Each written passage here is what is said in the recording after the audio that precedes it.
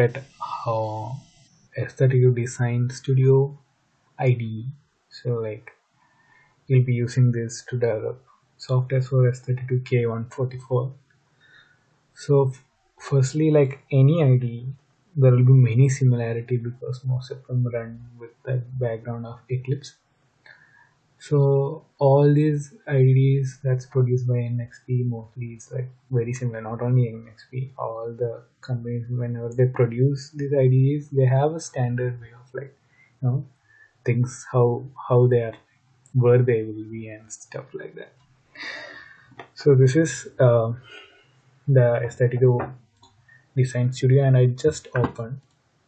When you open your like previously, you have to give the initial workspace. Like you will have to create a folder where all your projects can be created or copied. Like when you create a new project, you want it to be copied somewhere else rather than you are going to edit from where you are copying. For example, when you are using an SDK and stuff, like you don't want to interrupt or you don't want to change anything inside that. You just want to copy it so that even if you mess up, you can just get all those back.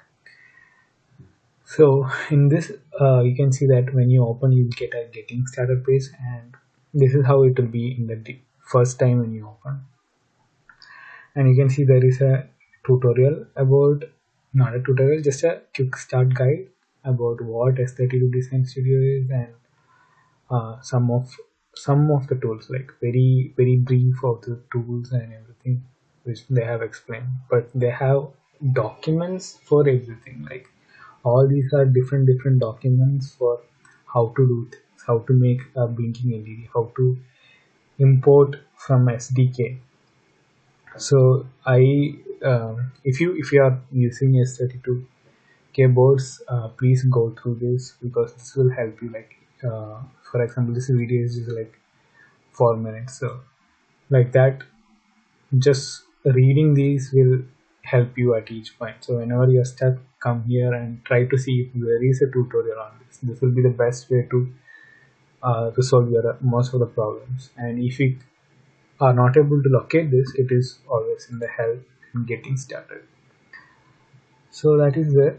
Now let's see. Now this is the first page, and you can see all this small restore icon, and this is like helps you go back to the perspective of the default perspective, which is whichever is available right now. It is in, if you go here, this area will be mostly your perspective selection. It's like perspective is nothing but arrangement of your block, because you can actually drag and drop all these things. Like all these individual windows are like independent, and they can be drag and drop and position in different ways, and you might need it in a certain way, you might like it in a certain way.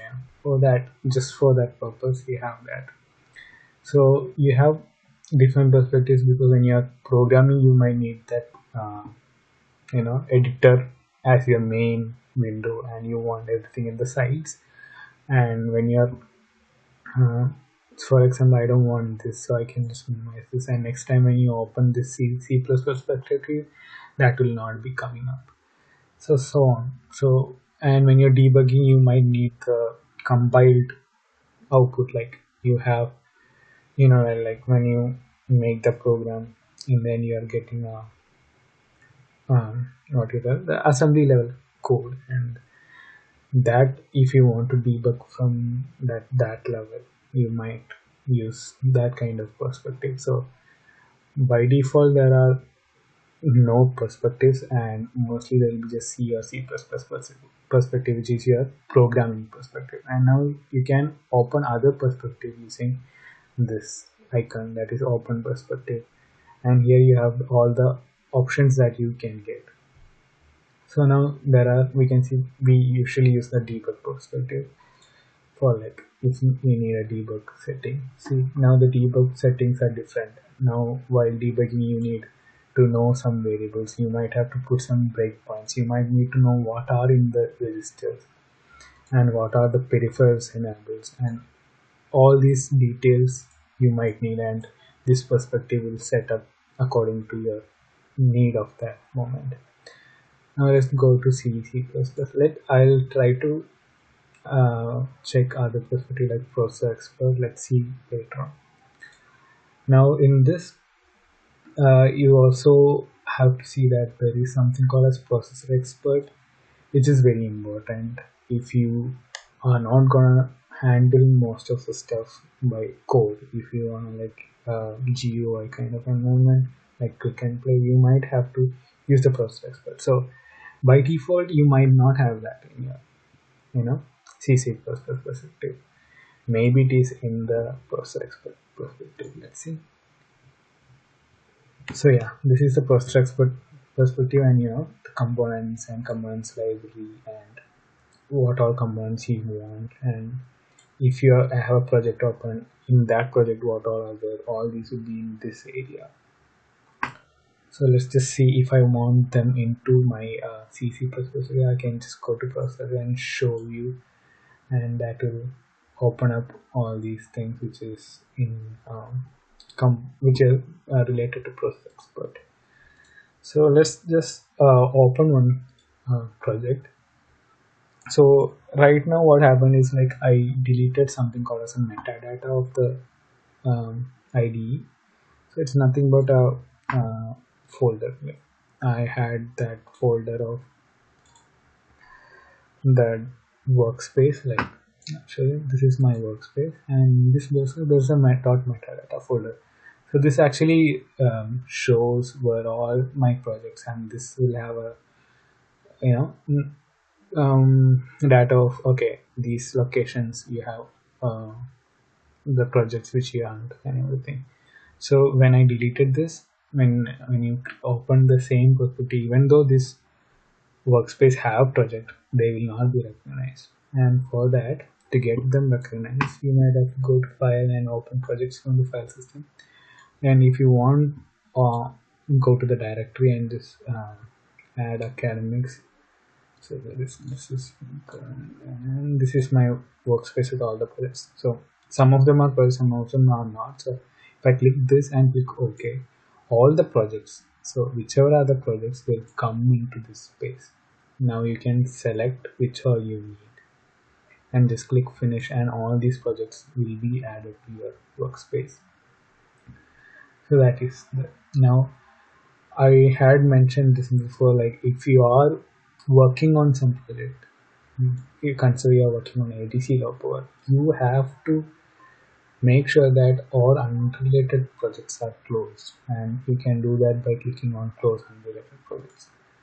I know this is like very silly thing, but at times we think that what we are debugging and what you are building is something, but it could have been a simple misclick and it would do the another file. So you do not want that. So when you do that, close see, you can see the image of this is changed and it's all closed. Now this is my one project, and let's see, let's create a new project. File new, and let me create from a project from example, or I can create an application project. So let's just take project from an example. Let's see what that is.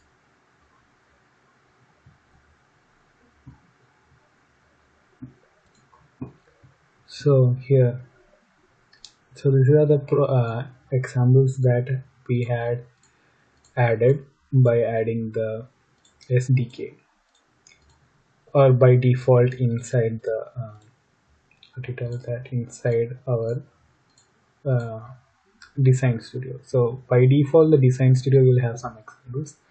On top of that, you can even have the you had installed this SDKs, and you would remember from the first lab I believe, and so these things will be there. So right now we are working on S32K 144 board in our lab, so let's just go ahead and see all the applications. So there is an ADC low power. So it's when you see this is like a little bit confusing. What is this ADC low power? So it's nothing but ADC is working, but they are not using much power. Like it is low power is nothing but the power usage of this program rather than anything else.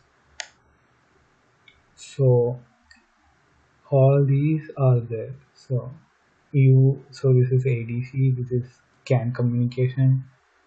Now this will have GPIO, I guess. So I mean, like there will be description here. So whenever you click, you have the description of what that is. And okay, let's scan hello world. So okay. So when you read this, you can understand there is a demo sections documentation, and that can be found at this path where your SDK is, and where doc and start here.html will give you the documentations of all the examples in this. Now this is a demo apps. It's like ready to go.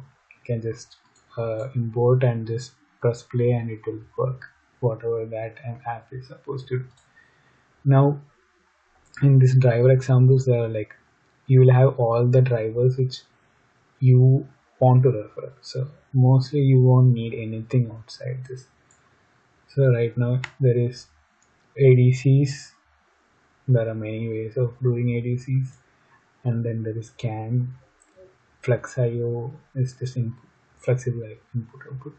I2C communications, SPI, UART, I2C, I2S, and LIN, LP. This is I2C again. This is low power I2C. So that was flexible input output I2C, and this is low power I2C, low power SPI, low power UART, and so on. So UART normal. I do not know what is SBC, SPI. So these are the communication protocols that you will be using for any of your projects. Then you have the systems, many things like it depends on you. Like you can read through and see. I think you might not have any documentation. Yeah, you don't have any documentation here, so you'll have to go to the section and see. So let's see if I can find that, please. Okay. So here is my SDK. So here it was in the same as where my S32 Design Studio was. Inside that installation there is another S32DS, and inside that software, and inside that S32 SDK. And this is where your SDK is. This came as inbuilt when you installed your S32 Design Studio. And this that was inbuilt. Yeah. Anyways, here you will have the documentation. See, they have mentioned like, okay, start here.html. This is the start here.html. Then you will have S32K144, and here you have the detailed documentation of everything that you might need, and examples and demos, and how to build, how to make, and how to use this whole workbench. And this is what you will need.